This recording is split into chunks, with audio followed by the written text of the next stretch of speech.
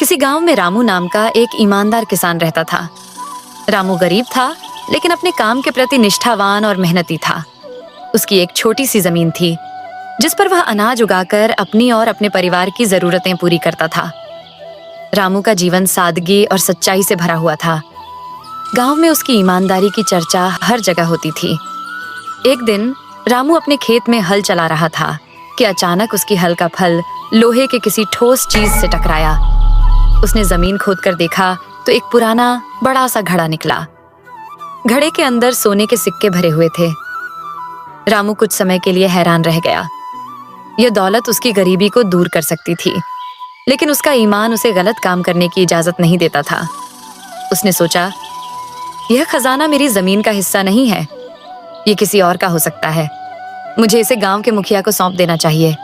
रामू वह घड़ा लेकर गांव के मुखिया के पास पहुंचा और सारा मामला बता दिया। मुखिया ने उसकी ईमानदारी की तारीफ की और कहा, रामू, ये खजाना भगवान ने तुम्हारे ईमान और मेहनत के इनाम के रूप में दिया है।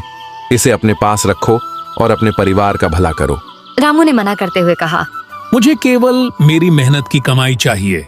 यह धन शायद किसी और का है। इसे उन लोगों को लौटाना चाहिए जिनका यह असली हक है। मुखिया ने गांव के बुजुर्गों से सलाह ली और पता चला कि वह जमीन पहले किसी पुराने व्यापारी की थी, जिसकी कोई संतान नहीं थी। बुजुर्गों ने निर्णय लिया कि खजाने का आधा हिस्सा रामू को दिया जाए और आधा गांव के मंदिर और गरीबों की भलाई के लिए इस्तेमाल किया जाए। रामू ने अपनी ईमानदारी और सादगी से गांव वालों का दिल जीत लिया।